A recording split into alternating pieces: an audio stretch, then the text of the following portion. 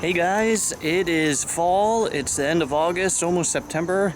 A lot of people are thinking about doing renovations and tackling Poa Annua. Now my backyard has a ton of it, or it had a ton of it, and I'm gonna just show you real quick. You can see how there's thin spots. I mean, the camera doesn't seem to be picking it up, but there is a little patch. You can see some seed heads here. And so first thing I did, which I didn't videotape this, is, and I think it might have been last weekend, I bagged and I cut short to get as many of those seed heads up as I could, because the first thing you gotta do is prevent the next crop. The second thing I did is I put down Pre-Emergent. I put down prodiamine and I put it full rate. Now a lot of you are going, oh, but if you do that, you're not gonna be able to overseed. And that's correct, because Poa Annua is germinating now. So if I overseed now, there's a high chance it's going to create the next cycle next year. Now that scares a lot of people, because you see these bare spots, you're like, oh man, it's gonna look terrible next year. Well, this is Kentucky bluegrass. If you have a cool season lawn, hopefully you have a mix so it's got some in it. It will fill in, and I'll give you an example of that in the front. All right, so in the beginning of the spring, there was a large dead spot here, and I actually did nothing to it. Well, I fertilized it with Carbonex, but other than that, I didn't overseed, I didn't move any plugs, and look, it completely filled it in. So Kentucky bluegrass will fill in, so you don't have to overseed. I mean, look how thick and amazing this is. So you might be asking, well, why is the front yard looking so great? Well, two reasons. One, the front yard gets a lot more sun and I'm cutting it much higher.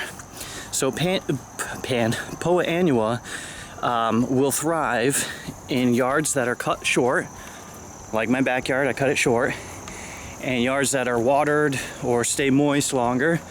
Because of these trees, it usually doesn't dry out as much as the front. The front gets super dry, and we have water restrictions, so we can only water twice a week. So the front yard, Poa Annua, is just gonna die out in the middle of the summer. I rarely have a problem with it.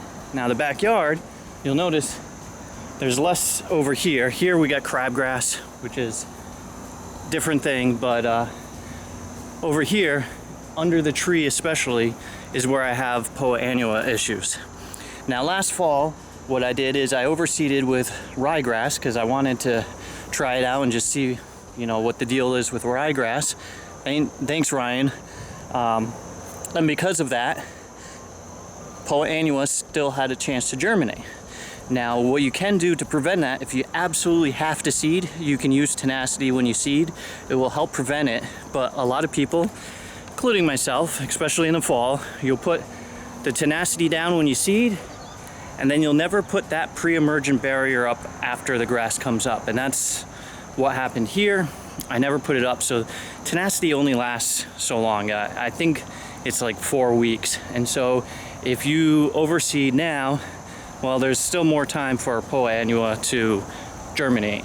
And so that adds to the cycle. The key here is you want to cut the cycle, because Poa Annua is a winter annual, so it's going to germinate now, it's going to seed next year, it's going to die off, and it just keeps coming back because that seed in the fall keeps germinating. And most people don't put pre-emergent down in the fall because they're overseeding, or they just never knew you're supposed to. So because it thrives in low-cut grass and in moist conditions, what I personally will try to do, and this is what I did back here, so that's why you do see some brown spots, some holes. I tried to let this dry out as much as possible. I actually had the sprinklers set to, I think it was full shade or shade. So the sprinklers weren't watering as much back here. And so the grass did get a little bit heat stressed, but it caused the Poa Annua to not have enough water and start dying off. So the key here is to prevent the next crop from coming in, and then to put down nutrients, fertilizer that's going to make the existing grass start to really thicken up and dominate. And then you're also, if you're cutting short, like 2 inches, you got to raise that up. Now I'm still going to be cutting 2 inches back here just because that's what the family likes. So, it's not going to be perfect, but I'm going to do my best. I'm going to fertilize it, try to get as thick and healthy as possible, because right now cool season lawns, they're going to start soaking up all that nitrogen, storing it into the roots for the winter time. So next spring it comes out with a bang.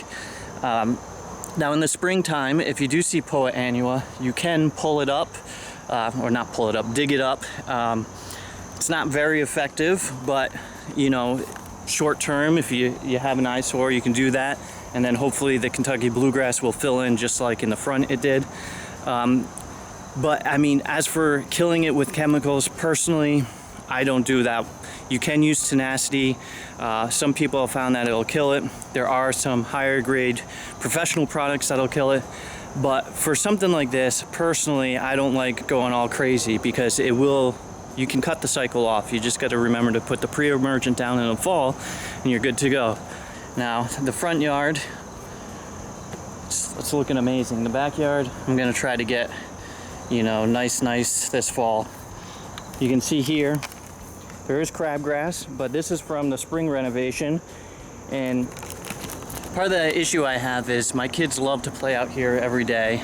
I've got a 9-to-5 job with a commute, so in the evenings I don't really have time to come out here all the time. And if I do, usually they're home too, so they want to play.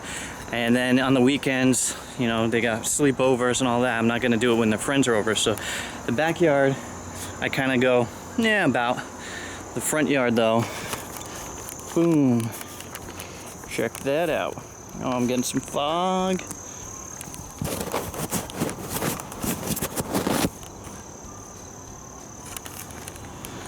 So the same thing's gonna apply here. This will fill in. That actually, I scalped it, but you can see it's all grass. It's just got scalped. It'll fill in. I am starting to spray for the crabgrass. It's going to start to naturally die out too, and it'll fill right in, no problem. So that's why I picked Kentucky bluegrass for my yard. You got to pick what's good for your area and for your personality. I don't have time or energy to overseed every fall. If you have a tall fescue lawn and you have any dead spots, you're going to have to overseed, and then you might end up getting Poa Annua and all that stuff. And to me, I just want to have it seeded once and then keep putting pre-emergent down every fall, every spring, fertilizing it, and it'll take over. If you have to spot spray some weeds, no big deal.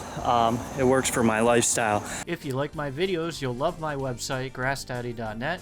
The Lawn Care Planner tool will download the local weather reports every morning and build a lawn care plan catered to your area.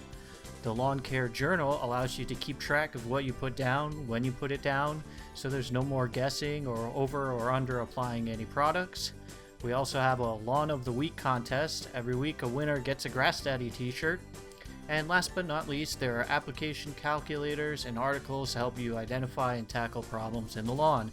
So check it out, it's completely free. It's grassdaddy.net.